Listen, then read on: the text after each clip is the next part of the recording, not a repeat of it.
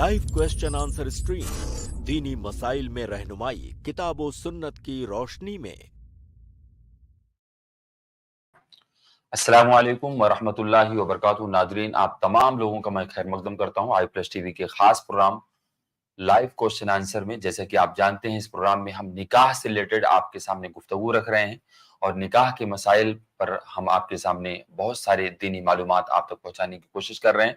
और इसके साथ साथ में हमारे इस प्रोग्राम की खुसूसियत ये है कि इस प्रोग्राम में हम लाइव क्वेश्चन आंसर आपके सवालों के जवाबात आप तक पहुंचाने की कोशिश करते हैं।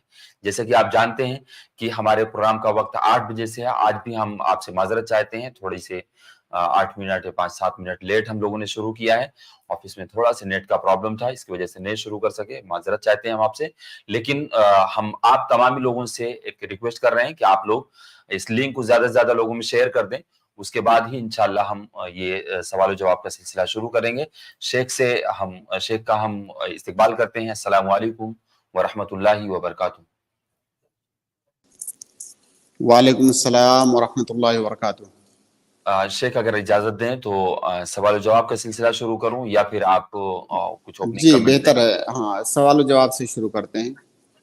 सवाल जवाब का सिलसिला शुरू करते हैं। नाज़रीन, एक बार फिर आप तमाम लोगों से रिक्वेस्ट है कि आप लोग अपने जो भी सोशल मीडिया आप हैंडल करते हैं, जो भी आप व्हाट्सएप ग्रुप है या फेसबुक ग्रुप्स हैं, आप उनमें अपने फैमिली में, अपने अहबाब में, अपने दोस्तों में इस लिंक को शेयर कर दें। अगर लोग सुनेंगे तो इंशाल्लाह इस इल्मी गुफ्तगू से उनको फायदा भी होगा। और अगर किसी के मन में कोई सवाल आता है तो वो सवाल भी आकर के डायरेक्ट हमारे शेख मोहतरम से कर सकेंगे। आइए हम सवाल जवाब का सिलसिला शुरू करते हैं। शेख ने इजाजत दी है। मैं सबसे पहले मोहम्मद अख्तर जी को ऐड कर रहा हूँ। कल इनको मौका नहीं मिला था, मैं उनसे माजरत चाहता हूँ। आज हम उनको सबसे पहले ऐड किए हुए हैं। अगर आप सुन पा रहे हैं तो प्लीज अनम्यूट करके अपना सवाल पूछें। जी, अस्सलाम वालेकुम रहमतुल्लाहि व बरकातहू। वालेकुम अस्सलाम रहमतुल्लाहि। वालेकुम अस्सलाम वरहमतुल्लाहि वबरकातुहू। शेख, मेरा सवाल है कि मैं पेशे से ट्रक ड्राइवर हूँ और मैं अक्सर बाहर रहता हूँ। तो घर से जब तक घर में रहता हूँ मैं पूरी नमाज पढ़ता हूँ अल्हम्दुलिल्लाह, और घर से निकल जाता हूँ सफर में तो मैं कसर करता हूँ। तो कसर में मेरा मामला ऐसा है कि कभी हमको 15 दिन 1 महीना भी लग जाता है वापसी आने तक, तो मैं कसर ही पढ़ते रहता हूँ। तो दूसरी बात यह है कि किसी मुकाम में मैं रुक जाता हूँ, तो जैसा वहां से निकलना है, मेरे को आज निकलना है, कभी वो ऐसा लेट होता है तो कल परसों, ऐसा करते करते कभी कभी 8-8 दिन हो जाते हैं, तो मैं कंटिन्यू कसर ही पढ़ते रहता हूँ। ये मेरा सवाल है, तो क्या ये सही है? और दूसरी बात ये, और कसम सफर में क़यामुल लैल की जा सकती क्या? ये मेरा सवाल था शेख आपसे। जी, बिस्मिल्लाह अल्हम्दुलिल्लाह वस्सलातु वस्सलामु अला रसूलिल्लाह। भाई का सवाल है कि वो पेशे से ट्रक ड्राइवर हैं और आमतौर से वो सफ़र में जाया करते हैं। तो जब तक वो सफ़र में होते हैं, जबकि कभी कभी उनका सफ़र लंबा भी हो जाता है 10-15 दिनों का, और कहीं पर 2-4 दिन वो रुक भी जाते हैं, तो क्या इस दौरान इस पूरी मुद्दत में वो कसर करते रहेंगे या नहीं? ये भाई का पहला सवाल है। इस सवाल में 2 बातें अहम हैं जिनको जानना ज़रूरी है, भाई के लिए भी और जो दूसरे हजरात जो सुन रहे हैं उनके लिए भी। पहली बात ये है कि सफ़र के अंदर जो 4 रकात वाली नमाजें हैं उन्हें हमें 2 रकात करके पढ़ना है। अल्लाह के नबी सल्लल्लाहु अलैहि वसल्लम पूरी ज़िंदगी, जैसा कि अब्दुल्लाह इब्न उमर रज़ियल्लाहु ताला अन्हुमा वगैरह का बयान है कि अल्लाह के नबी सल्लल्लाहु अलैहि वसल्लम ने कभी भी हालत सफ़र में 2 रकात से ज़्यादा नमाज नहीं पढ़ी। जो नमाजें 4 रकात वाली हैं उनको आप हमेशा 2 रकात पढ़ते थे हालत सफ़र में। यहाँ तक कि बाज़ उलमा, जिनमें शेखुल इस्लाम इब्न तैमिया भी हैं, उन्होंने कहा है कि अगर हालत सफ़र में कोई 4 रकात वाली नमाज को 4 रकात पढ़ रहा है तो उसकी नमाज ही नहीं होगी, क्योंकि हालत सफर में असलन वो 2 रकात ही है, 4 रकात नहीं है, 2 रकात ही है। तो बहरहाल अगर ये जो कौल है इसको ना भी लिया जाए तो सुन्नत तरीका यही है अल्लाह के नबी सल्लल्लाहु अलैहि वसल्लम का, जिस पर अमल रहा पूरी जिंदगी, वो ये कि सफर की हालत में 2 रकात नमाज ही पढ़ी जाए 4 रकात वाली नमाजों को। बाकी बचती है फजर की नमाज जो कि 2 रकात है, उसे 2 रकात पढ़ा जाए। اور مغرب کی نماز 3 رکعت ہے اسے 3 رکعت پڑھا جائے. باقی جو 3 وقت کی نمازیں ہیں عصر، ظہر اور عشاء، انہیں دو دو رکعت کر کے پڑھا جائے. یہ اللہ کے نبی صلی اللہ علیہ وسلم کی سنت ہے. یہاں پر اہم سوال یہ ہے کہ ہم کتنی دور سفر پر نکلیں تو ہم قصر کریں. اس سلسلے میں بہت زیادہ اختلاف ہے علماء کے مابین کہ وہ کتنی مسافت ہو، کتنی دوری ہو کہ جب ہم گھر سے وہاں کے لیے نکلیں تو ہم قصر کریں. اس میں صحیح بات یہ ہے دلائل کی روشنی میں کہ جو سفر کی مسافت ہے، جو سفر کی دوری ہے، اس کو ہماری شریعت میں طے نہیں کیا گیا ہے کہ آپ اتنا دور جائیں گے تو اس کو سفر کہا جائے گا، بلکہ اس کا تعلق عرف سے ہے. اسی لیے آپ اللہ کے نبی صلی اللہ علیہ وسلم کی حدیثوں کو دیکھیں گے، آپ کے معمول کو دیکھیں گے تو آپ پائیں گے کہ اللہ کے نبی صلی اللہ علیہ وسلم نے کبھی کسی مسافت پر سفر کیا ہے، کبھی کسی دوسری مسافت پر سفر کیا ہے. متعدد قسم کی روایتیں اس سلسلے میں وارد ہیں اور تمام روایتوں میں الگ الگ مسافت کا ذکر ہے. تو یہ جو سفر ہے اس کا تعلق عرف سے ہے. عرف کا مطلب جس سماج اور معاشرے میں جس دوری کے جانے کو سفر کہا جاتا ہو اسے سفر مانا جائے گا. اور یہ جو سفر کی اصطلاح ہے یہ زمان و مکان کے اعتبار سے بدلتی بھی رہتی ہے، اور اس بات کو ہم میں سے ہر آدمی سمجھ سکتا ہے. آج سے 100 سال پہلے، 50 سال پہلے جس دوری کو یا جس دوری پر جانے کو سفر کہا جاتا تھا آج وہ سفر نہیں کہا جاتا ہے. بسا اوقات انسان 50 کلومیٹر، 60 کلومیٹر، 70 کلومیٹر چائے پینے، ناشتہ کرنے چلا جاتا ہے تو اس کو سفر نہیں کہا جاتا ہے. لیکن کچھ علاقے ایسے ہیں جہاں پر جو ہے راستوں کی سہولت نہیں ہے، وسائل حمل و نقل کی سہولت نہیں ہے، تو وہاں پر کم دوری پر آپ جاتے ہیں پھر بھی اس کو سفر کہا جاتا ہے. تو بہرحال اس کا تعلق، سفر کا تعلق مکمل طور سے عرف پر ہے، اور جس سماج اور معاشرے میں جو عرف رائج ہے کہ اتنی دوری پر جانے کو سفر مانا جاتا ہے تو اس کو سفر مانا جائے گا، اس کی کوئی تحدید نہیں ہے. تو یہ پہلی اہم بات جاننے کی ہے. دوسری بات یہ کہ جب تک آپ سفر میں رہیں گے تب تک آپ قصر کریں گے. اگر آپ کہیں پر سفر میں گئے اور وہاں پر جانے کے بعد آپ نے وہاں پر قیام کر دیا تو قیام کرنے کے بعد آپ کو قصر نہیں کرنا ہے. قیام کرنے کے بعد آپ کو نمازیں پوری پڑھنی ہیں. سوال یہ ہے کہ کتنے دنوں تک ہم قیام کریں یا کتنے وقت تک ہم کسی جگہ پر رکیں تو اس کو قیام کہا جائے گا. اس سوال کا جواب بھی سیم وہی ہے جو پہلے سوال کے جواب میں نے عرض کیا. یہ جو لفظ قیام ہے اس کی بھی کوئی مدت کی کوئی تحدید ہماری شریعت کے اندر نہیں کی گئی ہے، بلکہ اس کا تعلق بھی عرف سے ہی ہے. جتنے دن ٹھہرنے کو قیام مانا جاتا ہو آپ کی اصطلاح میں، آپ کے عرف میں، آپ کے سماج میں اس کو قیام کہا جائے گا. اور اگر اس کو آپ کے اصطلاح میں، آپ کے عرف میں قیام نہیں کہا جاتا ہے تو اس کو قیام نہیں کہا جائے گا. جیسے آپ مان لیجئے ممبئی گئے، کسی اور شہر گئے، وہاں پر آپ رات بھر آپ نے قیام کیا. اب اگر رات بھر قیام کرنے کو وہاں کے عرف میں، وہاں کی اصطلاح اور وہاں کی زبان میں یہ نہیں کہا جاتا ہے کہ اب آپ کا سفر ختم ہو گیا، آپ مقیم ہو گئے تو آپ مسافر ہی مانے جائیں گے. تو قیام کا تعلق بھی عرف سے ہی ہے.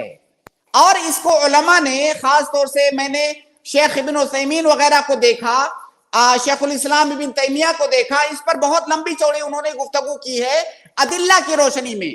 تو صحیح بات یہ ہے کہ نہ تو سفر کی مسافت کی کوئی مدت کی تحدید ہے اور نہ ہی قیام کی کسی مدت کی تحدید ہے، بلکہ اس کا تعلق مکمل طور سے عرف سے ہے. اس میں آپ ایک قاعدہ یاد رکھیں، ہماری شریعت کے اندر ایک قاعدہ ہے کہ ہماری شریعت میں قرآن و سنت کے اندر جب کوئی لفظ، کوئی کلمہ، کوئی ورڈ آتا ہے تو اس ورڈ کا ہمیں معنی جاننے کی ضرورت ہوتی ہے کہ اس ورڈ کی تفسیر کیا ہے. جیسے نماز ہے، صلاح، جیسے لفظ صلاح ہے، قرآن میں، حدیث میں لفظ صلاح آیا اب सलाह का मफहूम समझने के लिए हम सबसे पहले शरीयत के नुसूस को खंगालेंगे। हम देखेंगे कि क्या कुरान में या सुन्नत में सलाह का कोई माना बताया गया है कि नहीं। अगर हमें उस कलमे का माना, मफहूम और उसका मुराद शरीयत के नुसूस में मिल जाता है तो हम उसे लेंगे। अगर हमें शरीयत के नुसूस में उसका माना नहीं मिलता है तो हम अहले लुगत का रुख करेंगे, अहले जबान का, क्योंकि हमारी शरीयत के जो नुसूस हैं वो अरबी में वारिद हुए हैं और कुरान करीम अरबों की जबान में वारिद हुआ है, हदीस अरबों की जबान में है। तो हम देखेंगे कि अहले जबान जो हैं उसका क्या माना समझते हैं, तो हम जो माना अहले जबान उसका समझते हैं वो माना हम ले लेंगे। अगर इत्तेफाक से हमने देखा कि अहले लुगत और अहले जबान भी उस पर खामोश हैं, उसका माना की तहदीद उन्होंने कोई नहीं की है, तो ऐसी सूरत में तीसरा स्टेप ये होगा कि हम उर्फ देखेंगे, क्योंकि उस किसी भी कलमे को समझने के लिए वो कलमा जहां पर जिस समाज में बोला जाता है वो लोग उससे क्या मुराद लेते हैं उसको देखना हमारे लिए जरूरी है। तो शरीयत के किसी कलमे को, किसी इस्तिलाह को समझने के लिए पहले नुसूसे शरीयत देखेंगे, उसमें नहीं उसकी तफसीर मिली तो अहले जबान की तफसीर देखेंगे, उसमें भी नहीं मिली तो हम उर्फ को देखेंगे। अब ये जो लफ्ज़े सफर है, सफर कुरान में वारिद है, सफर हदीस में वारिद है, लेकिन इसका माना, इसकी तहदीद कहीं पर कुरान और सुन्नत में नहीं की गई है कि कितनी दूर जाओ तो उसको सफर कहेंगे। इसी तरह से लफ्ज़े क़याम है, शरीयत के नुसूस में क़याम का लफ्ज़ वारिद है, लेकिन ये कहीं नहीं तहदीद है कि कितने दिनों तक हम रुकेंगे तो उसको क़याम कहा जाएगा। तो लिहाजा शरीयत के नुसूस में जब नहीं मिला तो हम अहले लुगत के यहाँ हमने देखा, अहले लुगत ने भी इसकी कोई तहदीद नहीं की है। लिहाजा हमारे पास तीसरा ऑप्शन बचता है, वो है कि हम उर्फ को देखेंगे। तो खुलासा ये कि सफर की जो मसाफत है उसकी तहदीद उर्फ से होगी, इसी तरह क़याम की जो मुद्दत है उसकी तहदीद भी उर्फ से होगी। अब आपके सवाल पर आते हैं। आपका सवाल है कि आप 15-15 दिनों तक या उससे ज्यादा दिनों तक आप जो है घर से बाहर रहते हैं, तो जब तक उसको सफर कहा जाता हो आपके समाज और मुआशरे के उर्फ में, तब तक आप कसर करेंगे, चाहे आप 1 साल तक सफर में रहो। 1 साल 2 साल भी अगर आप सफर में रहते हो तो आप जो है कसर ही करोगे। ये आपके पहले सवाल का जवाब है। दूसरा सवाल आपका ये है कि क्या हालत सफर में कोई आदमी क़यामुल लैल कर सकता है, तहज्जुद की नमाज पढ़ सकता है या नहीं? बिल्कुल पढ़ सकता है। तहज्जुद की जो नमाज है वो नफली नमाज है। नफली नमाजें आप जितनी चाहें सफर की हालत में पढ़ सकते हैं, इसमें कोई हरज की, बल्कि पढ़ना चाहिए। अगर आदमी को तौफीक हो तो पढ़ना चाहिए। बाकी जो सुनने रवातिब हैं, सुनने रवातिब से मुराद जो फर्ज नमाजों से पहले या बाद में पढ़ी जाने वाली सुन्नतें हैं जिनका ताल्लुक फर्ज नमाजों से है, उनको क्या पढ़ेंगे कि नहीं? उनको सिर्फ फजर की जो 2 रकात की सुन्नतें हैं उसको पढ़ेंगे बस। इसी तरह से वितर की नमाज, अल्लाह के नबी सल्लल्लाहु अलैहि वसल्लम फजर की 2 रकात सुन्नतें कभी भी, ना तो हालत हदर में ना हालत सफर में आप कभी नहीं छोड़ते थे, तो उसको हमेशा पढ़ेंगे। इसी तरह से वितर की नमाज वो भी नफिल है, लेकिन उसको भी अल्लाह के नबी सल्लल्लाहु अलैहि वसल्लम हमेशा पढ़ते थे, तो उसको भी हमें हालत सफर में भी पढ़ना है। उसके अलावा जो सुनने रवातिब हैं उसको ना पढ़ना ये सुन्नत है। ये बहुत अहम नुक्ता है, क्योंकि कई सारे लोगों को देखा जाता है हालत सफर में भी वो सुनने रवातिब जो हैं, जैसे जोहर से पहले की सुन्नतें, जोहर के बाद की सुन्नतें, मगरिब के बाद की सुन्नत, इशा के बाद की सुन्नत, इसको वो पढ़ते हैं। भाई सुन्नत उसको ना पढ़ना है, उसको पढ़ना सुन्नत नहीं है, उसको छोड़ना सुन्नत है। तो लिहाजा जो सुन्नत तरीका है उस पर अमल करें। बसा औकात इंसान जज्बात में आकर के वो सोचता है मैं नेकी कर रहा हूं। भाई नेकी ये है कि आप उस तरीके पर इबादत करें जिस तरीके पर अल्लाह के नबी सल्लल्लाहु अलैहि वसल्लम ने किया है। आपने फजर के अलावा सुनने रवातिब नहीं पढ़ा है सफर में, इसी तरह से आपने वितर पढ़ा है, तो आप दीगर नमाजों की जो सुनने रवातिब हैं उनको सफर में ना पढ़ें। اگر آپ کو نفلی نمازیں پڑھنا ہے بے شک پڑھیں، لیکن سنن رواتب سفر کی حالت میں نہ پڑھنا یہ سنت ہے۔ جی شکراً، جزاک اللہ خیر، بارک اللہ فیک۔ محمد اختر بھائی، امید ہے کہ آپ کا سوال کا جواب ہوا ہوگا۔ آپ میوٹ ہیں، ان میوٹ کر۔ جی جی ہاں شیخ، جزاکم اللہ خیر۔ شکراً، جزاک اللہ خیر۔ السلام علیکم۔ وعلیکم السلام ورحمۃ اللہ۔ جی احمد اللہ جی، میں نے آپ کو ایڈ کیا ہے، اگر آپ سن پا رہے ہیں تو پلیز ان میوٹ کر کے اپنا سوال پوچھیں۔ السلام علیکم ورحمۃ اللہ وبرکاتہ۔ وعلیکم السلام ورحمۃ اللہ وبرکاتہ۔ کیا اعتکاف غیر رمضان میں بھی کیا جا سکتا ہے؟ اور کتنا 10 دن سے کم کا بھی اعتکاف کیا جا سکتا ہے کہ یعنی ایک دن کا یا کچھ گھنٹوں کا بھی کیا جا سکتا ہے کہ یہ پوچھنا ہے؟ جی، دو سوال ہے آپ کا کہ کیا اعتکاف غیر رمضان میں بھی کیا جا سکتا ہے یا نہیں۔ بالکل، اعتکاف ایک عبادت ہے، اور دنیا اور دنیا کے کاموں کو چھوڑ کر کے الگ تھلگ کسی جگہ پر بیٹھ جانا فقط اللہ کی عبادت کے لیے، باقی ساری مشغولیات کو پیچھے چھوڑ دینا، اسی کا نام اعتکاف ہے۔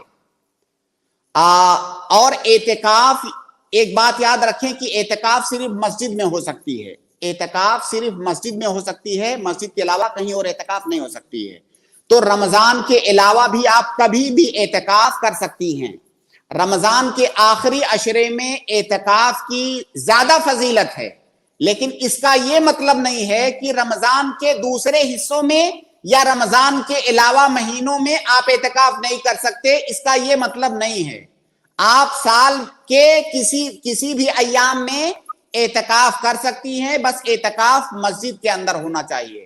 اور عورت کی اعتکاف کے لیے یہ بھی شرط ہے کہ اس کے شوہر کی اجازت کا ہونا ضروری ہے، اور اسی طرح سے جہاں پر وہ اعتکاف کر رہی ہے وہاں پر پردے وغیرہ کا اہتمام ہو، کسی طرح کی بے پردگی اور کسی فتنے وغیرہ کا خوف نہ ہو۔ تو سال کے کسی بھی ایام میں آپ اعتکاف کر سکتی ہیں۔ دوسرا سوال آپ کا ہے کہ اعتکاف کی جو مدت ہے وہ کتنی ہونی چاہیے۔ اعتکاف کی مدت کی کوئی تحدید نہیں ہے۔ ایک صحابی ہیں غالباً ابو مسعود رضی اللہ تعالیٰ عنہ ہے غالباً، ان کا بیان ہے کہ ہم مسجد میں چند گھڑی کے لیے بیٹھتے تھے اور ہماری نیت اعتکاف کی ہوتی تھی۔ حالانکہ یہ مسئلہ اختلافی ہے، لیکن جب صحابہ کا اثر وارد ہو گیا اس باب میں تو اختلاف ختم ہو جانا چاہیے۔ تو اعتکاف کی کوئی مدت کی تحدید نہیں ہے، آپ جتنے وقت چاہیں، یعنی جس کو اعتکاف کہا جاتا ہو، جس کو معتکف ہونا کہا جاتا ہو، اتنی گھڑی یا اتنے وقت آپ اعتکاف کر سکتی ہیں، اس کی مدت کی کوئی تحدید نہیں ہے۔ جی بھائی، ایک اور سوال پوچھنا تھا، پوچھ سکتی ہوں کیا؟ کس سے ریلیٹڈ ہے؟ اسی سے ریلیٹڈ ہے؟ نہیں، دوسرا سوال ہے۔ بتائیں۔ جی ایک حدیث کے بارے میں پوچھنا تھا کہ ایک حدیث کا مفہوم ہے نا، اللہ تعالیٰ کی قضا اور قدر کے بعد میری امت میں سب سے زیادہ مرنے والوں کی تعداد نظر بد سے ہوگی، تو اس کی تھوڑا تشریح چاہیے تھا۔ اگر یہ حدیث تو صحیح ہے نا، اور اس کی تھوڑا تشریح کریں گے تو۔ اس کی تشریح یہ ہے کہ جو نظر بد ہے وہ حق ہے، حق ہے مطلب یعنی واقع ہے، یہ کوئی خیالی چیز نہیں ہے۔ تو سب سے پہلی بات تو یہ کہ نظر بد حق ہے یعنی واقع ہے، یہ کوئی ایسی بات نہیں ہے کہ کوئی تصوراتی چیز ہے، ہوائی بات نہیں ہے، نظر بد واقع ہوتی ہے، نظر بد لگتی ہے۔ تو سب سے پہلی بات تو یہ۔ دوسری بات یہ کہ نظر بد کثرت کے ساتھ لگتی ہے۔ اللہ کے نبی صلی اللہ علیہ وسلم کی حدیث سے یہ بھی پتہ چلتا ہے کہ نظر بد کثرت سے لگتی ہے، اور کئی دفعہ ایسا ہوتا ہے کہ انسان بیمار ہو جاتا ہے، اسے کوئی بیماری ہوتی ہے، بیماری کا علاج کرا رہا ہوتا ہے، اور جو ہے اچھے سے اچھا علاج کروانے کے باوجود بھی اس کو شفا یابی نہیں ملتی ہے، کیونکہ اس کو نظر بد لگی ہوئی ہوتی ہے۔ تو آپ جو دنیاوی علاج ہے وہ علاج بھی کریں، اس کے ساتھ ساتھ نظر بد کا جو شرعی طریقہ بتایا گیا ہے اس کے علاج کا وہ طریقہ بھی اپنائیں. رقیہ شرعیہ پڑھنا یا جو ہے صبح و شام کے اذکار پڑھنا, زیادہ سے زیادہ عبادت کرنا, دعائیں کرنا, یہ سارے جو طریقے ہیں وہ طریقے بھی انسان کو اپنانے چاہیے. تو دو اہم باتیں اس حدیث میں ہیں. ایک تو یہ کہ نظر بد حقیقت میں لگتی ہے, دوسری یہ کہ کثرت کے ساتھ لگتی ہے. اور نظر بد اتنی خطرناک چیز ہوتی ہے, ایک حدیث کے اندر ہے کہ نظر بد انسان کو قبر میں پہنچا سکتی ہے, یعنی اس سے موت بھی واقع ہو سکتی ہے نظر بد سے. تو نظر بد سے آدمی کو بچنا چاہیے. پہلی بات تو یہ کہ انسان کو وہ دعائیں, وہ اذکار پڑھتے رہنا چاہیے جو اللہ کے نبی صلی اللہ علیہ وسلم نے ہم کو سکھلائی ہیں, جس سے کہ ہماری حفاظت ہوتی ہے نظر بد سے, جادو ٹونا سے اور بہت سارے پریشانیوں سے جس سے ہماری حفاظت ہوتی ہے. ان دعاؤں کو ہمیں پڑھنا چاہیے. صبح و شام کے اذکار ہیں, نماز کے بعد کے اذکار ہیں, مختلف اوقات کے اذکار ہیں, وہ اذکار ہمیں پڑھتے رہنا چاہیے. گھر سے نکلنے کے اذکار ہیں, اگر آپ گھر سے نکلنے کی دعا پڑھ کر کے اگر آپ نکل رہی ہیں تو انشاءاللہ آپ کی حفاظت ہوگی اس طرح کی پریشانیوں سے. ایک بات. دوسری بات یہ کہ اللہ کے نبی صلی اللہ علیہ وسلم نے ہمیں سکھایا ہے کہ جب ہم اپنے بھائی کے اندر کوئی ایسی چیز دیکھیں جو ہمیں اچھی لگے, پسند آ جائے, فَلْيَدْعُ لَهُ بِالْبَرَكَةِ, تو اس کے لیے برکت کی دعا کریں. کیونکہ نظر کی دو قسمیں ہوتی ہیں, ایک ہوتی ہے عین الحسد اور ایک ہوتی ہے عین العجب. ایک ہوتی ہے عین الاعجاب, ایک عین الحسد. عین الحسد کا مطلب کسی کے پاس ہم نے کوئی اچھی چیز دیکھی تو ہم حسد کرنے لگے. جب ہم حسد کریں گے تو ہماری نظر اس کو لگ سکتی ہے. اسی طرح ہم کسی کے پاس ہم نے کوئی چیز دیکھا, ہمیں وہ چیز بڑی اچھی لگی, ہمیں حسد تو نہیں ہو رہا ہے لیکن وہ چیز ہمیں بڑی اچھی لگی, بہت خوبصورت اور بہت بھلی لگی. ایسی صورت میں بھی ہماری نظر اس کو لگ سکتی ہے.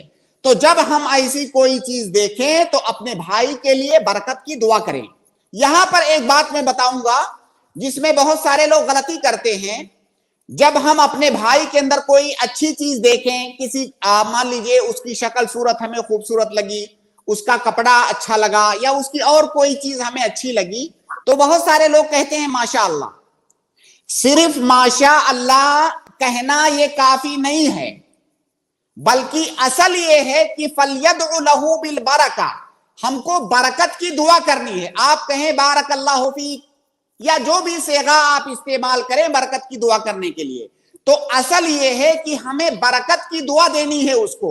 ساتھ میں اگر آپ ماشاء اللہ بھی کہتے ہیں کوئی حرج کی بات نہیں, اچھی بات ہے. لیکن اگر صرف آپ ماشاء اللہ پر اکتفا کرتے ہیں تو اس حدیث پر عمل نہیں ہوتی ہے. اس لیے اگر آپ ماشاء اللہ کہہ رہے ہیں تو اس کے ساتھ میں ضرور بھی ضرور آپ بارک اللہ فیک یا تبارک اللہ اس طرح کا کوئی صیغہ استعمال کریں جس میں کی برکت کی دعا ہے. تو ایک تو آدمی اپنے آپ کو نظر بد سے خود بچائے ذکر و اذکار پڑھ کر کے. دوسرا یہ کہ جو آدمی جس کو لگتا ہو کہ میری نظر کسی کو نہ لگ جائے تو وہ جب اسے دیکھے تو برکت کی دعا کرے. یہ نظر بد سے بچنے کا دوسرا طریقہ.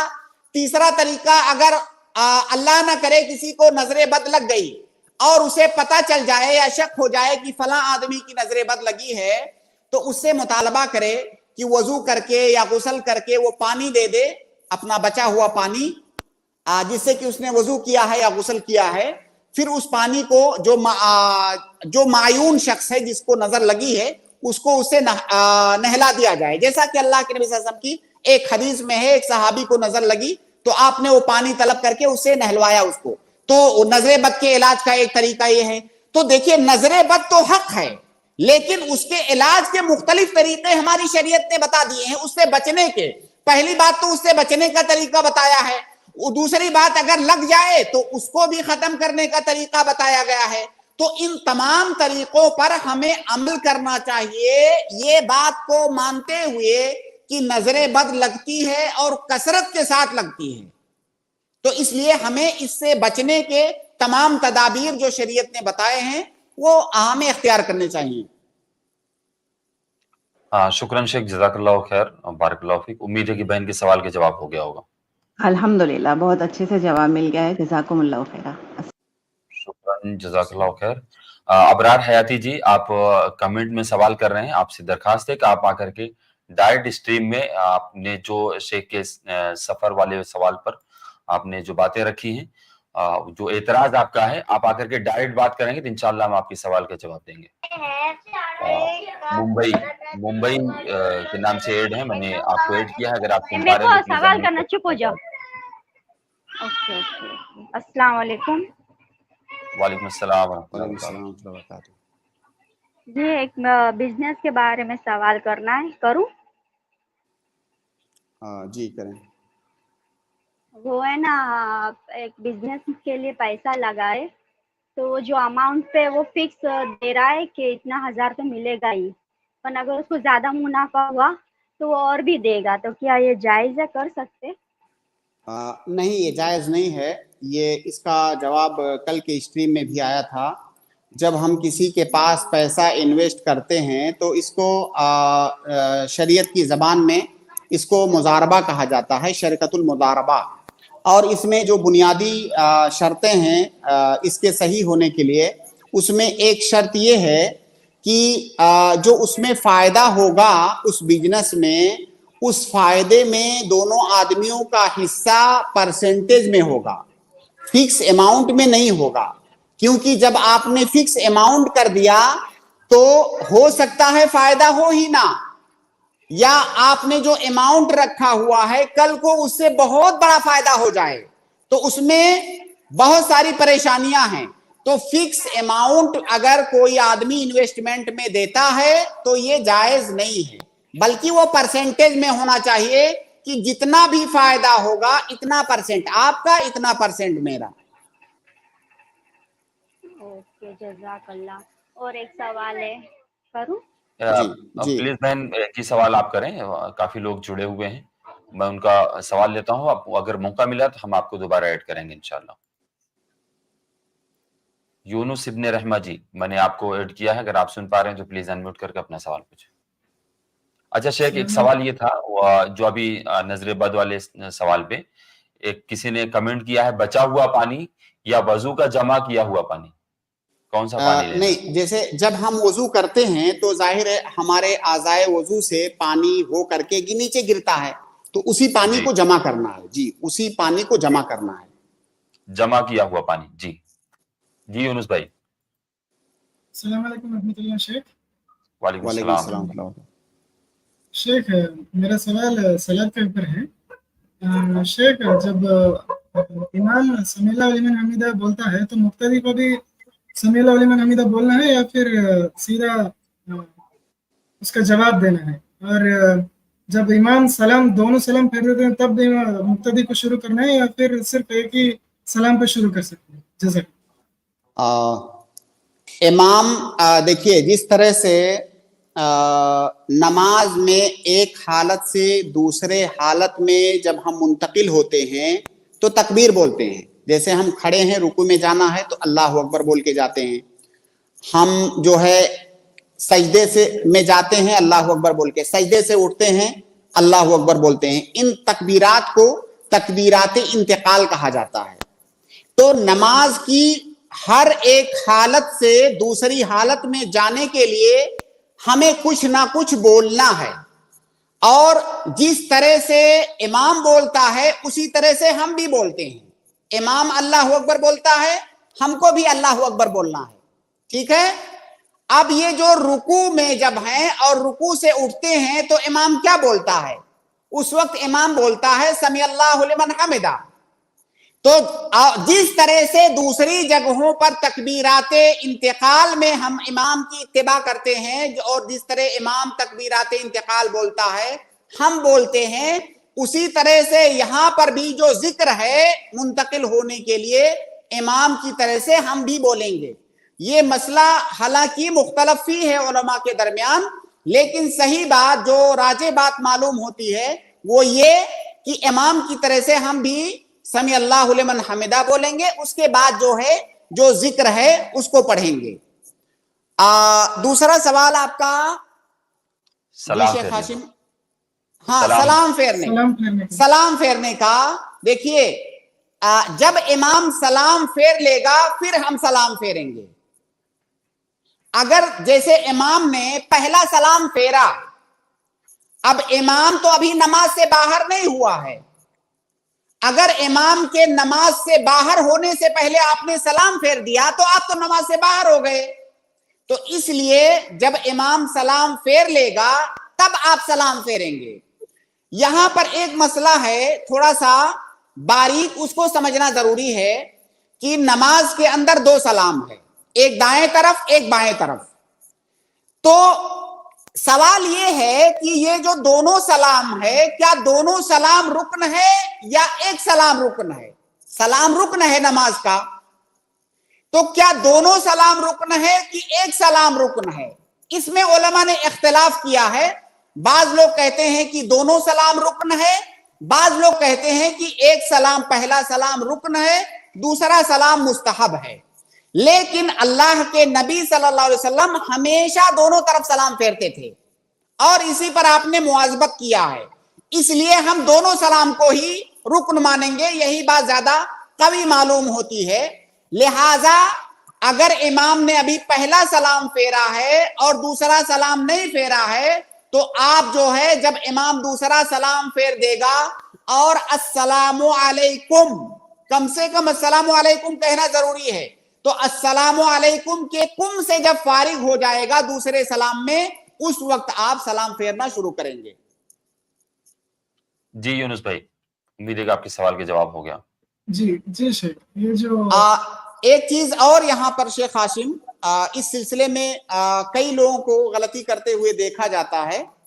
पहली बात तो ये कि इमाम के साथ साथ ही में जैसे इमाम ने कहा अस्सलाम, उनके साथ में ही लोग शुरू कर देते हैं, वो गलत है। यहां तक कि बाज उलमा ने तो ये तक कहा है, और बात बहुत वजीह भी लगती है, कि ऐसे आदमी की नमाज बातिल हो जाएगी। दूसरी गलती जो बहुत सारे लोग करते हैं, जैसे आप नमाज में मसबूक हैं, नमाज में आप मसबूक हैं, मतलब आपकी कुछ रकात छूटी हुई है। हाँ, कुछ रकातें आपकी छूटी हुई हैं, तो जाहिर है जब इमाम सलाम फेर देगा उसके बाद खड़े होकर के आपको रकातें पूरी करनी है। कई लोग क्या करते हैं कि जैसे इमाम ने कहा अस्सलामु अलैकुम, अभी उसने शुरू ही किया था, जो मसबूक है वो खड़ा हो गया। ये गलत है, आपकी नमाज बातिल हो जाएगी। अभी आप इमाम जब तक सलाम नहीं फेरा तब तक इमाम नमाज से फारिग नहीं हुआ। जब इमाम नमाज से फारिग हो जाएगा फिर आप इमाम से अलग होंगे। अगर इमाम के साथ में रहते हुए आपने इमाम की मुखालफत कर दी तो आपकी नमाज बातिल हो जाएगी। लिहाजा जब इमाम दूसरे सलाम से फारिग हो जाए तब आपको खड़े होना है। ये गलती बहुत ज्यादा आम है, मैंने मस्जिदों में देखा है और कई जगहों पर मैं इस पर तंबीह भी करता हूं कि जो लोग मसबूक हैं, जब इमाम दूसरे सलाम से फारिग हो जाए तब आपको खड़ा होना है। भाई जल्दी किस बात की है कि अभी इमाम ने थोड़ी सी आवाज निकाली है उस अपने मुंह से अस्सलामु अलैकुम, तब तक आप जो है खड़े हो गए, और जब तक इमाम दूसरे सलाम से फारिग हो रहा है तब तक आपकी एक रकात भी हो गई। ऐसी कौन सी जल्दबाजी है? ऐसी सूरत में आपकी नमाज बातिल हो जाएगी। जी यूनुस भाई, उम्मीद है कि आपके सवाल का जवाब हो गया होगा। जज़ाकल्लाहु खैर। जी एक मिनट शेख, कुछ लोगों को मैंने ये भी देखा है शेख, वो दोनों सुजूद में रफ़ुल यदैन करते हैं शेख कुछ लोग, तो इस पर भी आप सलात में कुछ नहीं, सही बात ये है, जो चीज सुन्नत से साबित है, जो चीज सुन्नत से साबित है वो यही कि सजदे में ना तो जाते हुए और ना तो सजदे से उठते हुए रफ़ुल यदैन करना है। ये एक कौल है, ये एक कौल है, बाज उलमा इसके कायल हैं, लेकिन ये चीज सुन्नत से साबित नहीं है। शेख अगर कोई दोनों सुजूद के बीच में जो रफ़ुल यदैन करता है तो वो बिदअती में शुमार होगा क्या? हम कहेंगे कि वो सुन्नत पर अमल नहीं कर रहा है, और उसको कहेंगे कि आप सुन्नत के मुताबिक नमाज पढ़ें, सल्लू कमा रअयतुमूनी उसल्ली, नबी सल्लल्लाहु अलैहि वसल्लम से जो तरीका मनकूल है आप उस तरीके पर नमाज पढ़ें। ये चीज साबित नहीं है। जी शेख, ठीक है शेख, जज़ाकल्लाहु खैरन शेख। अस्सलाम वालेकुम। मैं दानिश जी को ऐड कर रहा हूँ। अस्सलाम वालेकुम वरहमतुल्लाहि वबरकातुहू। वालेकुम अस्सलाम वरहमतुल्लाहि वबरकातुहू। शेख मेरा सवाल दुआ में हाथ उठाने के ताल्लुक से है जैसे हमारे यहाँ देखा जाता है कि जब निकाह होता है तो निकाह के बाद जब दुआ करवाई जाती है तो इमाम साहब यानी काजी साहब के साथ तमाम लोग हाथ उठाकर दुआ करते हैं। तो क्या हाथ उठाकर दुआ करना ये साबित है, या इसी तरह से कब्रिस्तान पर जब मुर्दे को दफन कर दिया जाता है वहां भी हाथ उठाकर लोग दुआ करते हैं? ईद उल फित्र या ईद उल अजहा की नमाज के बाद दुआ करते हैं, वहां भी हाथ उठाते हैं। तो क्या हाथ उठाना ये सही है शेख? देखिए, आपके सवाल में दो अहम बातें हैं, दोनों को अलग अलग समझिए। पहली बात या पहला मसला आपके सवाल में ये है, इज्तिमाई तौर से दुआ करना। एक होता है इनफरादी दुआ करना, मैं अपना यहाँ बैठा हूँ, मैं दुआ करूँ इनफरादी तौर से, या मस्जिद में इनफरादी तौर से दुआ करूँ अकेले।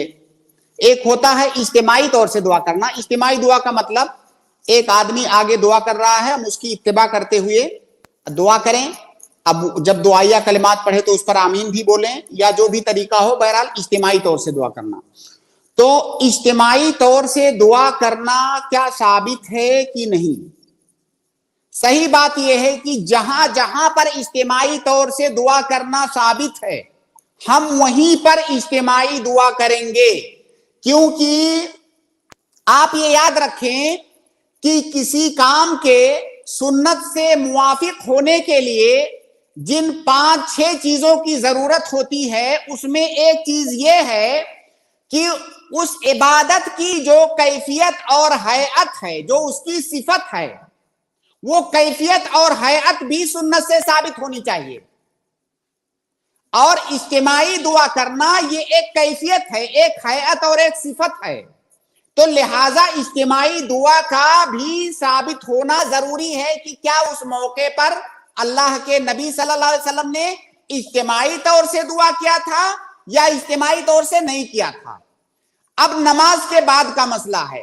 फर्ज नमाजों के बाद कभी भी इज्तिमाई तौर से दुआ करना अल्लाह के नबी सल्लल्लाहु अलैहि वसल्लम से या सहाबे किराम से साबित नहीं है। फर्ज नमाजों के बाद इज्तिमाई तौर से दुआ करना कभी भी साबित नहीं है। इसी तरह से आपने निकाह की बात की, निकाह के बाद इज्तिमाई तौर से दुआ करना, निकाह के बाद भी इज्तिमाई तौर से दुआ करना मेरे इल्म की हद तक वल्लाहु आलम बिस्सवाब ये साबित नहीं है। निकाह के बाद इज्तिमाई तौर से दुआ करना साबित नहीं है।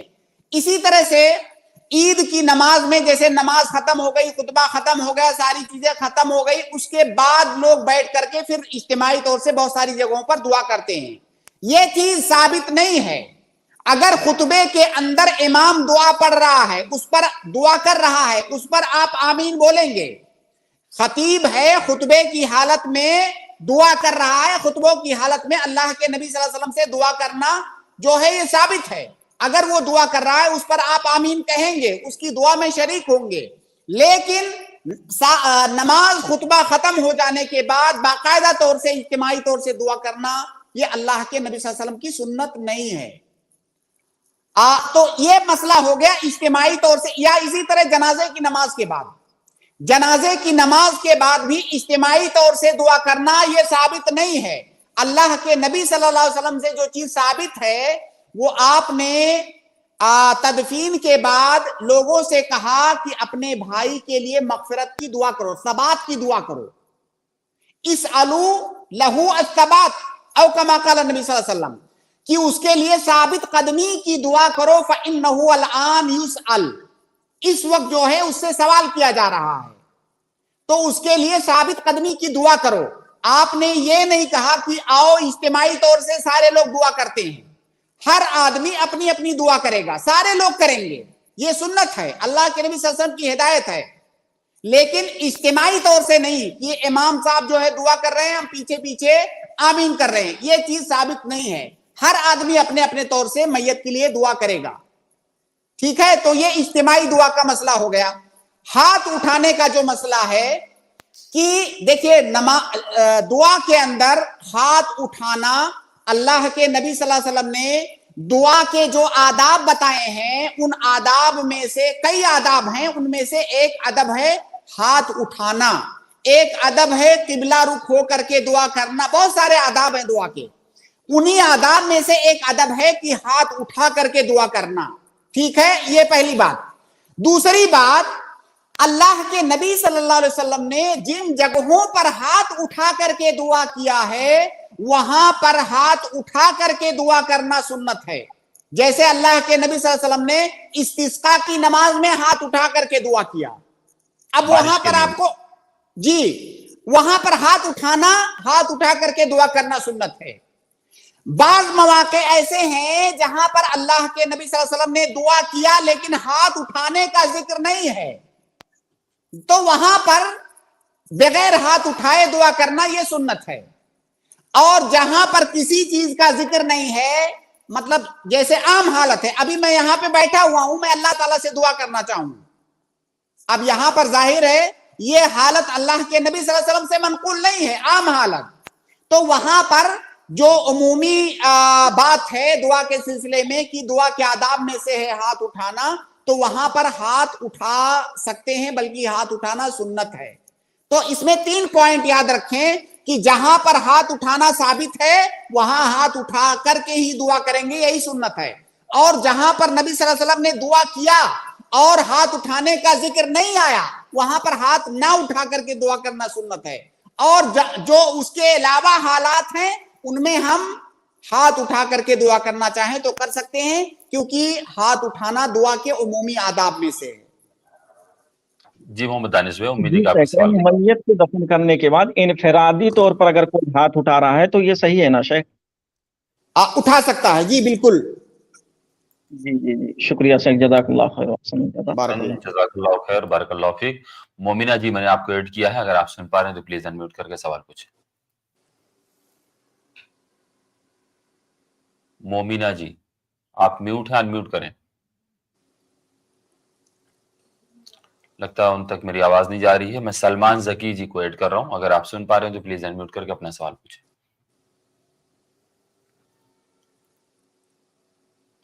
سلمان زکی.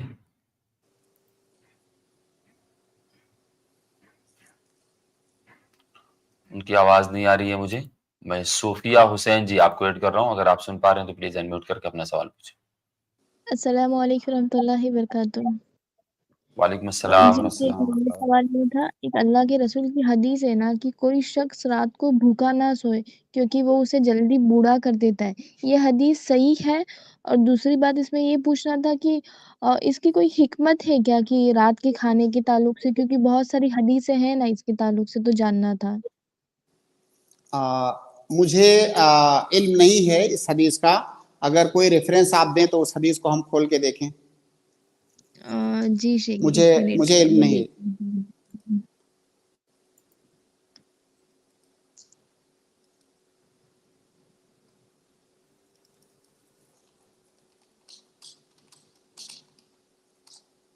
جی صوفیہ جی، اگر ایسی کوئی بھی رات کے کھانے اگر ٹائم لگ رہا ہے ریفرنس لے کے آنے میں یا ڈھونڈنے میں تو میں دوسروں کو ایڈ کروں جب تک آپ دیکھ لیں. جی ٹھیک ہے، آپ کسی اور کو ایڈ کر لیں، اتنے میں بتاتی ہوں. ٹھیک ہے. السلام علیکم. محمد جی، میں نے آپ کو ایڈ کیا ہے، اگر آپ سن پا رہے ہیں تو پلیز انمیوٹ کر کے اپنا سوال پوچھیں. السلام علیکم ورحمۃ اللہ وبرکاتہ سے. وعلیکم السلام ورحمۃ اللہ وبرکاتہ. شیخ میرا یہ سوال ہے، جو حج عمرہ پہ جاتے ہیں احرام باندھنے کے ٹائم کچھ انڈر گارمنٹ پہننا ہے یا نہیں پہننا ہے؟ انڈر گارمنٹ یعنی کچھ اندر پہننا ہے یا نہیں پہننا ہے؟ دیکھیے، اللہ کے نبی صلی اللہ علیہ وسلم سے اسی طرح کا سوال ایک صحابی نے پوچھا کہ حالت احرام میں ہم کیا پہنیں، ماذا یلبس المحرم، حالت احرام میں کوئی محرم کیا پہنے؟ تو اللہ کے نبی صلی اللہ علیہ وسلم نے کہا کہ لا تلبسوا القمیص ولا السراویل ولا البرانس. کچھ خاص قسم کے کپڑوں کا اللہ کے نبی صلی اللہ علیہ وسلم نے ذکر کیا کہ فلاں فلاں فلاں فلاں کپڑا نہ پہنو. اور یہ جتنے بھی کپڑے ہیں ان میں ایک قدر مشترک یہ ہے کہ یہ کپڑے انسانی اعضاء کے حساب سے سلے ہوئے ہوتے ہیں. تو ہر وہ کپڑا مرد کے لیے، مرد کی بات کر رہا ہوں میں، ہر وہ کپڑا مرد کے لیے جو انسانی اعضاء کے ڈھانچے کے اعتبار سے بنایا گیا ہو اس کپڑے کو نہیں پہننا ہے. جیسے ہم نے کرتا پہنا ہوا ہے، کرتے میں آستین ہے باقاعدہ, یہ جو ہماری باڈی ہے وہ بنی ہوئی ہے, ہم شلوار پہنتے ہیں وہ ہمارے دونوں پاؤں کے اعتبار سے جو ہے بنی ہوتی ہے, تو ہر وہ کپڑا جو ہمارے اعضاء کے اعتبار سے بنایا گیا ہو اسے نہیں پہننا ہے. بہت سارے لوگ یہاں غلطی کیا کرتے ہیں شیخ ہاشم, وہ اس کا مطلب یہ سمجھتے ہیں کہ سلا ہوا کپڑا نہیں پہننا ہے. بھائی سلے ہوئے کی یہاں پہ بات ہی نہیں ہے. جو مخیط کہا گیا ہے عربی میں, مخیط کا جو لفظ ہے, مخیط سے مراد یہ ہے کہ ما خیطا علی مقاصل بدن, جو جسم کے اعضاء ہیں اس کے مقاس پر اس کے سائز کے حساب سے اگر کسی کو سلا گیا ہے تو وہ مراد ہے. اب اگر کوئی چادر ہے کسی کے پاس, چادر کو اوڑھ رہا ہے, چادر کی جو کناری ہے اس پر مشین چلی ہوئی ہے, سلا ہوا ہے, تو کوئی حرج نہیں ہے.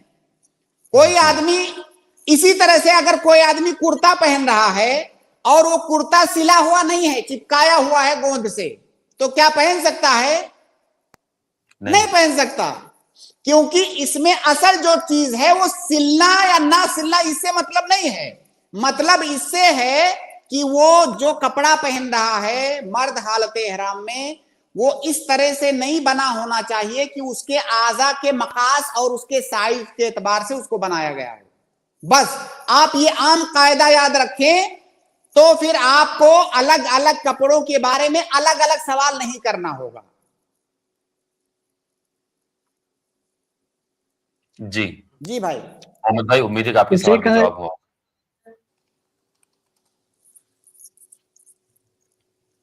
آپ کی آواز نہیں آ رہی ہے, آپ کچھ بول رہے ہیں؟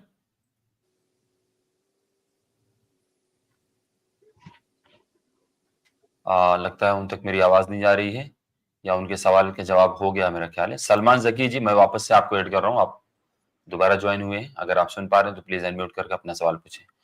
صوفیہ جی, اگر آپ کا ریفرنس مل جائے تو آپ کمنٹ باکس میں آپ ذرا انفارم کر دیں گے پلیز. السلام علیکم ورحمۃ اللہ وبرکاتہ. وعلیکم السلام ورحمۃ اللہ وبرکاتہ.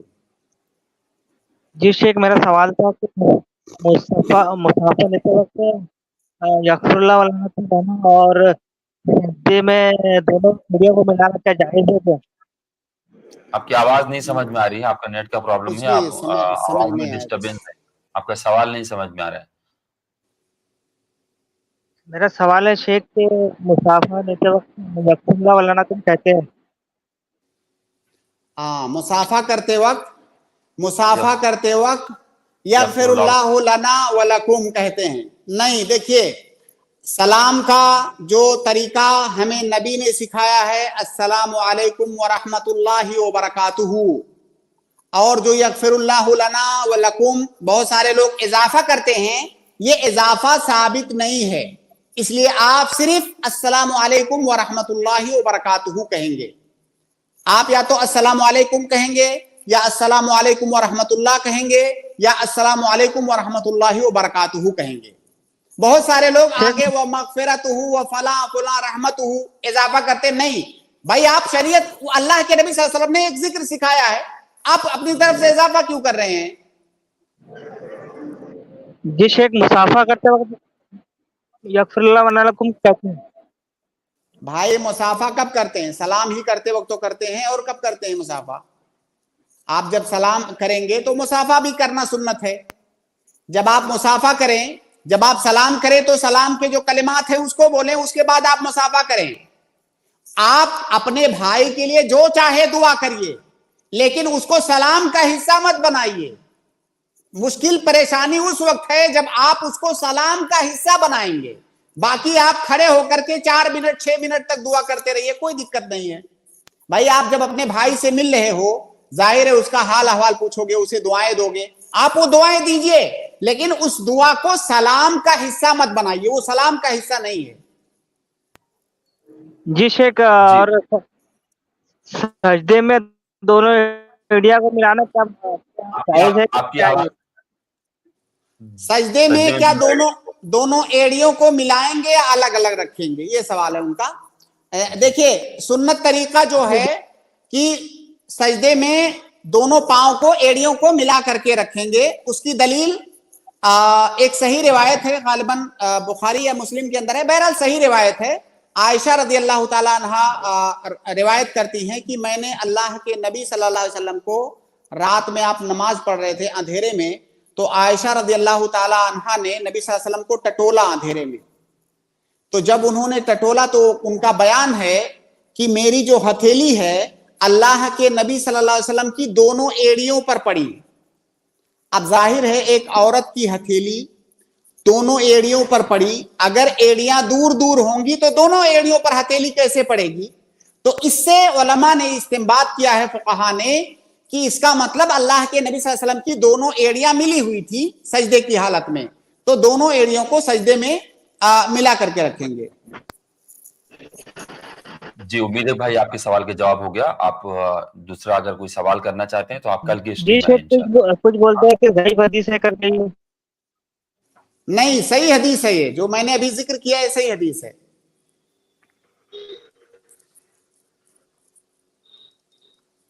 आप, हमारा एक सलाह वर्कशॉप है, आप वहां पर देख लेंगे, उसमें रेफरेंस स्क्रीनशॉट पे लगा करके रखा है हमने।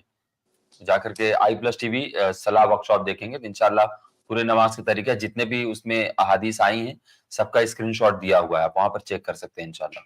और उस पर हदीस पर हुक्म भी लगा हुआ है, सही है ज़ईफ़। देखिए ये सही मुस्लिम की रिवायत है, हदीस के अल्फाज में पढ़ के सुनाता हूँ। अन आयशा क़ालत फ़क़दतु रसूलुल्लाह सल्लल्लाहु अलैहि वसल्लम ज़ात लैलतिन मिनल फ़िराश, बिस्तर से मैंने गायब पाया। फ़ल्तमस्तुहु, तो मैंने ढूंढा उनको। फ़ल्तमस्तुहु फ़िल बैत व जअलतु अतलुबुहु बियदैया, कह रहे मैं अपने हाथों से उनको ढूंढने लगी, जाहिर है घर में अंधेरा रहा होगा। फ़वक़अत यदी अला क़दमैहि, मेरे दोनों हाथ नबी सल्लल्लाहु अलैहि वसल्लम के कदम पर पड़े। वहुमा मुंतसिबान, और कदम खड़े हुए थे। जाहिर है सजदे में जब हम होते हैं तो हमारा कदम खड़ा होता है, तो खड़े हुए थे। तो ये हदीस के अल्फाज हैं, हदीस सही है, इसमें कोई इश्काल नहीं है, सही मुस्लिम की रिवायत है। शुक्रन, जज़ाकल्लाह खैर, भाई को रेफरेंस भी मिल गया। सूफिया जी, आप को ऐड किया है मैंने, आप रेफरेंस दे रहे थे कुछ। जी, अस्सलाम वालेकुम रहमतुल्लाहि बरकातहू। जी शेख, हदीस ये है कि रात का खाना मत छोड़ो, खाली मुट्ठी भर खजूर ही सही, इसलिए कि इसका छोड़ देना आदमी को जल्द बूढ़ा कर देता है। इब्ने माजा 3355। जी शेख, मैं हदीस स्क्रीनशॉट आपको दिखाऊं? जी जी दिखाइए।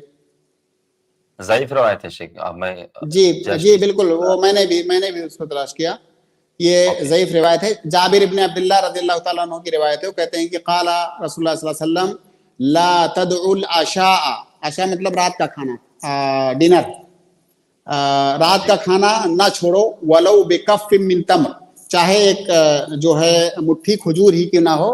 फ़इन्न तरकहु युहरिमु, कोई अगर उसको छोड़ता है तो बूढ़ा हो जाएगा। ये इब्ने माजा की रिवायत है और ये ज़ईफ़ है, रिवायत ज़ईफ़ है। इसके अंदर इब्राहिम इब्न अब्दुस्सलाम ये रावी हैं, जो है ये मारूफ नहीं है, मजहूल रावी हैं। इसी तरह और इसके अंदर अब्दुल्ला इब्न मैमून है, और भी कई इसके अंदर इल्लतें हैं। बहरहाल ये रिवायत ज़ईफ़ है, ये सही नहीं है। तो शेख रात के खाने के ताल्लुक से कोई भी हदीस नहीं है, कोई खास? क्या मतलब खाने के ताल्लुक से क्या, कि रात में क्या खाएं या कब खाएं, कितना खाएं? जैसे कि नहीं, वैसे नहीं, मैंने सुना है कि रात का खाना नहीं छोड़ना चाहिए, अगर भूख है तो खाना चाहिए, मतलब बिना खाए नहीं सोना चाहिए, ऐसा कुछ। देखिए, रात के खाने से मुताल्लिक जितनी रिवायतें हैं, मेरे सामने इस वक्त कई रिवायतें हैं, वो सारी रिवायतें ज़ईफ़ हैं। जिसमें रात के खाने पर उभारा गया है या उसकी कोई फजीलत बताई गई है या उसका कोई अलग से फायदा बताया गया है, वो रिवायतें सही नहीं हैं। अब बाकी रहा सवाल कि खाना चाहिए कि नहीं खाना चाहिए, वो आदमी के अपने ऊपर है। और दूसरी बात ये कि बहुत सारी चीजें तिब्बी नाहिए से अगर वो नुकसानदेह हैं, इल्मे तिब या मेडिकल साइंस आपको बताता है कि फला काम अगर आप करते हैं तो आपके लिए नुकसानदेह है, तो जाहिर है जो चीज नुकसानदेह है हमें उससे बचना चाहिए। तो अगर अतिब्बा बताते हो कि रात का खाना अगर छोड़ोगे तो नुकसानदेह है, तो फिर उसको खाना, ये हमें खाना चाहिए। کیونکہ ہماری جو شریعت ہے ہمیں اس طرح کی جو میڈیکل سے جو چیزیں ثابت ہیں دنیاوی تجربے سے، ہماری شریعت اس کو فالو کرنے کا حکم دیتی ہے، جو چیزیں ہمارے لیے نقصان دہ ان سے بچنے کا حکم دیتی ہے. لیکن یہ چیز میں نہیں سمجھتا ہوں کہ یہ چیز ہر آدمی کے لیے برابر ہے. کوئی آدمی شام کا کھانا اس کو نقصان کرتا ہے، کسی آدمی کے لیے ضروری ہوتا ہے، ہر آدمی کی طبیعت الگ الگ ہوتی ہے. تو اس کا تعلق کسی شرعی مسئلے سے نہیں ہے، اس کا تعلق انسان کی اپنی ضرورت سے ہے. جی شیخ، جزاک اللہ خیرہ. شکراً، جزاک اللہ السلام خیر. علیکم. رحمۃ اللہ. عبداللہ اچاریہ جی، میں نے آپ کو ایڈ کیا ہے، اگر آپ سن پا رہے ہیں تو پلیز انمیوٹ کر کے اپنا سوال پوچھیں. السلام علیکم ورحمۃ اللہ وبرکاتہ. وعلیکم السلام ورحمۃ اللہ. شیخ میرا ایک سوال ہے، جو مغرب کا اور فجر کا جو نماز کے بعد ہے نا، جو لا الہ الا اللہ وحدہ لا شریک لہ لہ الملک ولہ الحمد، یہ جو دعا ہے نا کتنا دفعہ پڑھنا چاہیے؟ یہ مطلب پورا 5 نماز میں پڑھنا چاہیے یا بس دو ہی نماز میں پڑھنا چاہیے؟ اور ہر دوسرا نماز میں پڑھنا چاہیے. جی، یہ ہر نماز کے بعد یہ دعا ثابت ہے کہ ہر نماز کے بعد سلام پھیرنے کے بعد فرض نماز کے بعد پڑھنا چاہیے. اور ایک تو ہوتا ہے سنیے، ایک تو ہوتا ہے نماز کے بعد کے اذکار. تو نماز کے بعد کے اذکار یہ دوسری چیز ہے، اور ایک ہوتا ہے صبح شام کے اذکار. تو نماز کے بعد آپ کو پڑھنا چاہیے اس دعا کو جو آپ نے ابھی جس کا ذکر کیا 10 بار. ایک روایت میں 10 بار بھی وارد ہے، 1 بار بھی وارد ہے، تو کم سے کم آپ کو 1 بار پڑھنا چاہیے. اس کے بعد فجر کے بعد صبح کے اذکار شروع ہوتے ہیں، تو صبح کے اذکار میں یہ 10 بار یہ چیز وارد ہے، لا الہ الا اللہ وحدہ لا شریک لہ الی آخر الدعا، یہ 10 بار وارد ہے. اسی طرح سے صحیح مسلم کی ایک روایت ہے کہ روزانہ اگر کوئی اس دعا کو 100 بار پڑھے تو اس کا اتنا فائدہ ہے. تو 100 بار بھی وارد ہے صبح اس دعا کے پڑھنے کی بات. تو ہر نماز کے بعد آپ اس کو پڑھنا 1 بار کم سے کم، اور 10 بار بھی آپ پڑھ سکتے ہیں. جی عبداللہ بھائی، امید ہے کہ آپ کے سوال کے جواب ہو گیا. آپ میوٹ ہیں. جی جی ہیلو جی، یہ جیسے یہ مغرب اور یہ فجر کا جو نماز میں جو نماز کے بعد جو رضیت باللہ ربا وبالاسلام دینا، یہ دعا پڑھنا صحیح ہے نہیں؟ جی دیکھیے عبداللہ بھائی، ایک بات آپ بہت اچھے سے سمجھ لیں. ایک ہوتا ہے نماز کے بعد کے اذکار، ایک ہوتا ہے صبح شام کے اذکار. دونوں میں فرق کیجیے، آپ دونوں چیزوں کو الگ الگ سمجھیے. یہ جو دعا ہے رضیت باللہ ربا وبالاسلام دینا وبمحمد صلی اللہ علیہ وسلم نبیہ، یہ صبح شام کے اذکار میں ہے. اور صبح کے اذکار فجر کی نماز کے بعد شروع ہوتے ہیں طلوع آفتاب تک. اگر کوئی نہیں پڑھ سکا ہے تو بعد میں بھی پڑھ سکتا ہے. تو یہ صبح کے اذکار ہیں. نماز کے جو اذکار ہیں وہ سلام پھیرنے کے فوراً بعد جو پڑھنے والے اذکار ہیں. تو یہ جو دعا ہے رضیت باللہ ربا، یہ صبح کے اذکار میں ہے اور شام کے اذکار میں ہے. جی جزاک اللہ خیر. السلام علیکم ورحمۃ اللہ وبرکاتہ. عبدالعظیم جی، میں نے آپ کو ایڈ کیا ہے، اگر آپ سن پا رہے ہیں تو پلیز انمیوٹ کر کے اپنا سوال پوچھیں. آپ میوٹ ہیں، انمیوٹ کریں. مومنہ جی واپس سے ایڈ ہوئے ہیں، میں نے آپ کو ایڈ کیا ہے، اگر آپ سن پا رہے ہیں تو پلیز انمیوٹ کر کے سوال پوچھیں. مریم، اگر آپ کو کوئی سوال ہے تو آپ اپنا سوال کریں. جی وعلیکم السلام ورحمۃ اللہ. آواز آ رہی ہے آپ کو میری؟ بہت کم آواز آ رہی ہے، اب بولیں ذرا آواز. ابھی آواز آ رہی ہے؟ آپ بولیں. ابھی آپ کی آواز نہیں آ رہی ہے، بولیں. کوئی مکمل سینٹنس بولیں. ہاں وعلیکم السلام.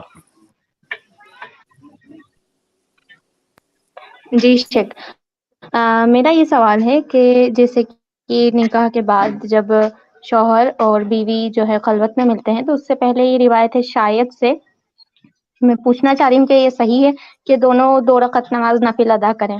तो ऐसा कोई शरई हुक्म है आप सल्लल्लाहु अलैहि वसल्लम से साबित है? ये अल्लाह के नबी सल्लल्लाहु अलैहि वसल्लम की किसी मरफू हदीस में नहीं है। मरफू हदीस का मतलब समझती हैं? मरफू हदीस का मतलब कि अल्लाह के नबी सल्लल्लाहु अलैहि वसल्लम ने अपनी जबान से उसको कहा हो या करके दिखाया हो या अल्लाह के नबी सल्लल्लाहु अलैहि वसल्लम ने उसका इकरार किया हो, इसको मरफू हदीस कहते हैं। लेकिन ये कई सहाबे कराम से साबित है ये चीज। ये जिसका आपने जिक्र किया शबे ज़फ़ाफ में मियाँ बीवी का 2 रकात नमाज पढ़ना, ये कई सहाबा से साबित है सही सनद के साथ। इसलिए बहुत सारे असलाफ ने इसको अपनी किताबों में जिक्र किया है कि ये चूंकि सहाबा से ये चीज साबित है, इसलिए ये सुन्नत मानी जाएगी, क्योंकि ये एक इबादत है। जब सहाबा ने इसको जिक्र किया है, इसका मतलब उनके पास इस सिलसिले में कोई इल्म रहा होगा, क्योंकि इबादत के सिलसिले में अपनी तरफ से वो कोई राय नहीं देंगे, तो इसलिए ऐसा करना चाहिए। जी बहन, उम्मीद है कि आपके सवाल के जवाब हो गया। नूर आलम जी, मैंने आपको ऐड किया है, अगर आप सुन पा रहे हैं तो प्लीज अनम्यूट करके अपना सवाल पूछें।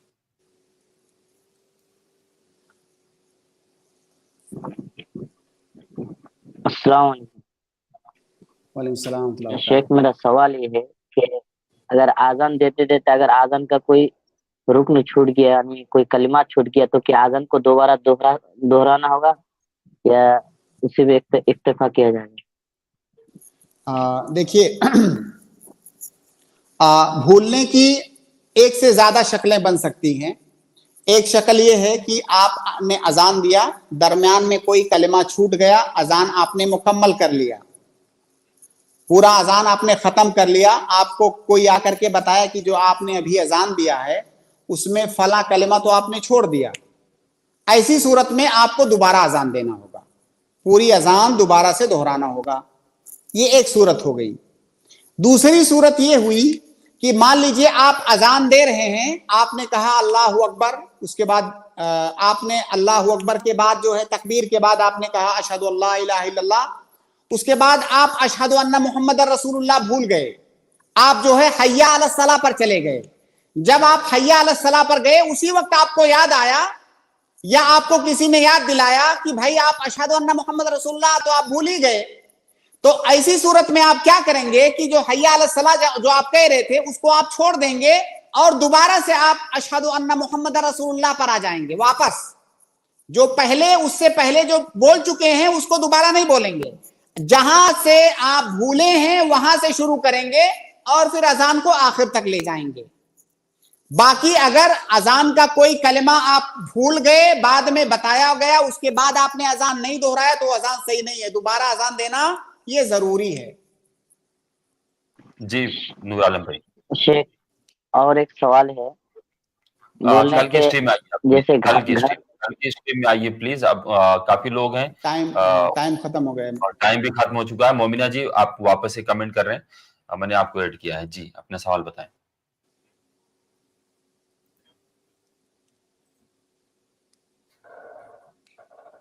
आपकी आवाज नहीं आ रही है।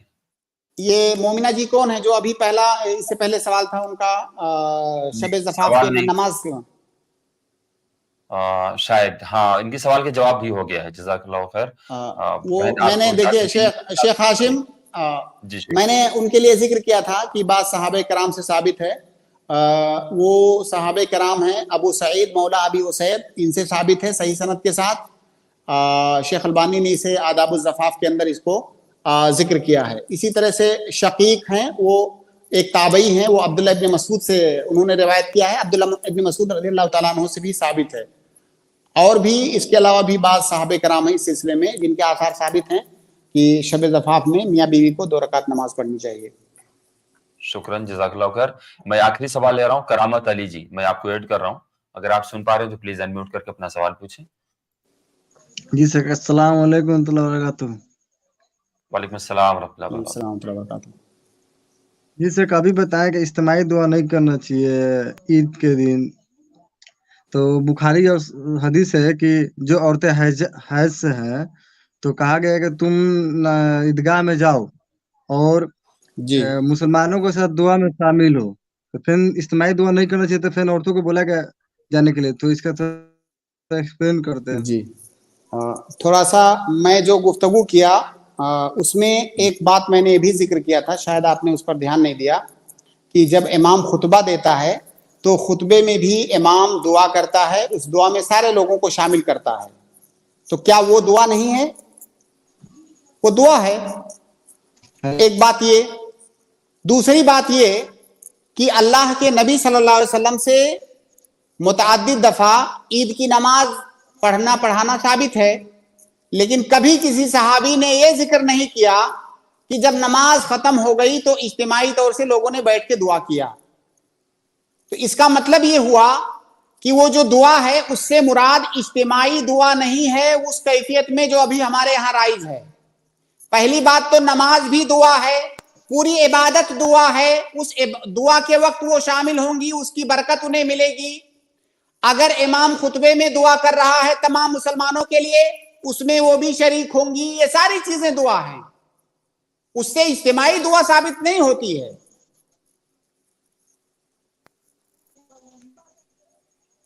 जी समझ गए।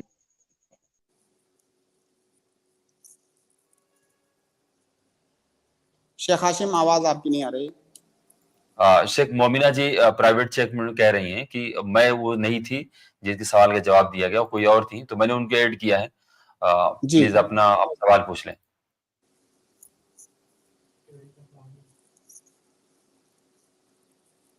आपकी आवाज नहीं आ रही है। उन्होंने प्राइवेट चैट में कहा है शेख, सजदे सहू के ताल्लुक से सवाल है मेरा, सजदे सहू का तरीका क्या है? अब सजदे सहू का तरीका काफी लंबा बहुत चला जाएगा। ऐसा है, बहुत तो मुफस्सल है। आप कल आए इंशाल्लाह, उसमें कम से कम 4-5 मिनट लगेगा, तो इंशाल्लाह हम मुफस्सल आपको जवाब देंगे उसका इंशाल्लाह। शुक्रन शेख, जज़ाकल्लाह खैर। नाज़रीन, हम अपने इस प्रोग्राम को मजीद आगे नहीं बढ़ा सकते हैं, प्रोग्राम का वक्त ज्यादा हो गया है। हम आप तमाम लोगों का शुक्रिया अदा करते हैं कि आप लोग हमारे इस टीम से जुड़ते हैं और इस इल्मी गुफ्तगू से फायदा उठाते हैं, और लोगों को भी आप इस टीम को शेयर किया करें, और इस इल्मी गुफ्तगू ये एपिसोड हो जाने के बाद भी आप इसको शेयर किया करें, ताकि लोग इससे फायदा उठाएं और इस इल्मी गुफ्तगू को सुन करके मजीद अपने इल्म में इजाफा करें। हम शेख मोहतरम को शुक्रिया अदा करते हैं कि शेख अपना कीमती वक्त दे करके हम तमाम नाजरीन के सवालों के जवाब देते हैं। अल्लाह आपके इल्म में, आपकी उम्र में, आपकी सेहत में, आपकी तमाम चीज़ों में बरकत अता फरमाए। नाजरीन, हमें और शेख मोहतरम को दीजिए इजाज़त, इंशाअल्लाह फिर मिलेंगे नेक्स्ट स्ट्रीम में। अस्सलामु अलैकुम व रहमतुल्लाहि व बरकातुहू।